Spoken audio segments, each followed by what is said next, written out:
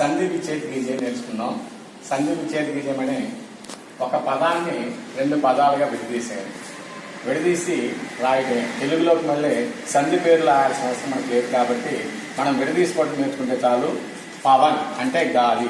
ఈ పవన్ అనే పదాన్ని మనం పో ప్లస్ అన్, దీంట్లో ఓకారం దీంట్లో అకారం తీసేస్తే ఇక్కడ పా వస్తుంది కాబట్టి పో ప్లస్ అన్ అనేది పదంగా విడదీసుకోవాలి.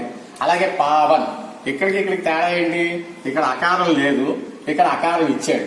ఈ అకారం ఇచ్చినప్పుడు ఇక్కడ ఓకారం వచ్చింది కాబట్టి ఇక్కడ ఔకారం రావాలి. కాబట్టి పావన్ అనే పదాన్ని పౌ ప్లస్ అన్ అనేటటువంటి పదాలుగా మనం విడదీసుకోవాలి. అలాగే నిరాశ, నిరాశలో నిర్ ప్లస్ ఆశ అని రాశారు చాలా మంది, అది తప్పు. ఇక్కడ విసర్గతో కూడినటువంటి పదం మాత్రమే రావాలి.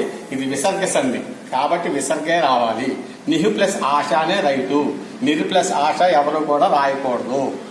సమర్పణ్, సమ్ ప్లస్ అర్పణ్, ఈ అకారం కలిపి రకారం కింద వస్తుంది. సమర్పణ్, సమ్ ప్లస్ అర్పణ్ అనేటటువంటి పదాలను మనం విడదీసుకుంటాం. ఇప్పుడు దీని తర్వాత మనం నేర్చుకునేది సమాస్. సమాస్ అంటే తెలుగులో సమాసాలు అంటారు. తెలుగులో ఒక పదం ఇస్తే దానికి విగ్రహవాక్యం రాస్తాం, తర్వాత దానికి సమాసం పేరు రాస్తాం. కానీ హిందీలో సమాసం పేరు కానీ లేకపోతే విగ్రహవాక్యం కానీ ఏదో ఒకటి మాత్రమే అడుగుతాడు. అయితే మనం రెండు నేర్చుకుంటే వాడు ఏది అడిగితే అది రాయొచ్చు కాబట్టి మనం రెండు నేర్చుకుంటున్నాం. ఇది వాడు ఇచ్చినటువంటి సమాస పదం భారతవాసి, దీనికి విగ్రహవాక్యం భారత్కే వాసి, దీన్ని విగ్రహవాక్యం అంటారు. దీన్ని విడదీసి రాయటం అన్నమాట. ఇక్కడ ఎప్పుడైతే మనకి రెండు పదాల మధ్యలో కే ప్రత్యయం వచ్చిందో ఆ సమాసం పేరు తత్పురుషు సమాసంగా మనం పెట్టుకోవాలి. అలాగే జీవన్ జ్యోత్, జీవన్ రూపీ జ్యోత్, కే బదులు రూపీ వచ్చింది. రూపీ అన్నా కే అన్నా ఒకటే అర్థాలు ఇస్తాయి కాబట్టి ఈ సమాసం పేరు కూడా తత్పురుష సమాసం కిందే వస్తుంది. మూడోది పావందా, పవిత్రమైనటువంటి మార్గము. పావన్ జైసే అంటే పవిత్రమైనటువంటి మార్గము. కర్మధార సమాసం అంటే ఇక్కడ ఆ భూమి ఎలాంటిదో మనకు వర్ణించాడు కాబట్టి అది కర్మధారయ సమాస్ కింద వస్తుంది. पावन दाम, पावन जैसे दाम, कर्मधारय समास. बच्चे, आज हम 10वीं कक्षा के हम भारतवासी नामक बच्चे पाठ पढ़ा रहे हैं. इस पाठ में भाषा की बात अंश लेकर हम पढ़ा रहे हैं. ये भाषा की बात माने भाषांश. తెలుగులో భాషాంశాలు అంటారంటే పర్యాయవాచ శబ్దాలని, వచనాలని, ఉల్టే శబ్దాలు, సందులు, సమాసాలు మొదలైనవన్నీ కూడా వస్తాయి. వాటిల్లో ఫస్ట్ పాయింట్ పర్యాయవాచి శబ్దం అంటే సమానార్థ శబ్దము అని అర్థం. అంటే ఒక హిందీ పదం ఇస్తారు, దానికి సమానమైనటువంటి మరొక హిందీ పదం ఒకటి గాని రెండు గాని అంతకంటే ఎక్కువ గాని పదాలు ఎన్ని ఉంటే అన్ని మనం రాయాలి. ఆ తర్వాత చివరి దానికి తెలుగు అర్థం కూడా రాయాలి. ఫస్ట్ పదం దునియా. దునియా అంటే మనకి ప్రపంచము అని అర్థం. ఈ ప్రపంచాన్ని హిందీలో సంసార్ అని, విశ్వ అని, జగ్ అని, జగత్ అనేటువంటి 4 పేర్లతో పిలుస్తారు. అయితే ఎగ్జామ్లో ఇచ్చేటప్పుడు దునియా ఒక్క పదమే ఇవ్వరు, సంసారాన్ని ఇవ్వచ్చు. సంసారాన్ని ఇచ్చినప్పుడు దునియా, విశ్వ, జగ్, జగత్ రాయాలి. అలాగే విశ్వాన్ని ఇచ్చాడు అనుకోండి ఎగ్జామ్లో సంసార్, దునియా, జగ్, జగత్ అని రాయాలి. జగ్ అని ఇచ్చాడు అనుకోండి ఈ కదిమ 4 పదాలు రాయాలి. అలాగే రెండవది అమృత్ అంటే విషం, అమృతము అని అర్థం. ఈ అమృతాన్ని హిందీలో సుధా, పీయూష్ అనేటువంటి పదాలు రాస్తాం, దానికి తెలుగు అర్థం అమృతం.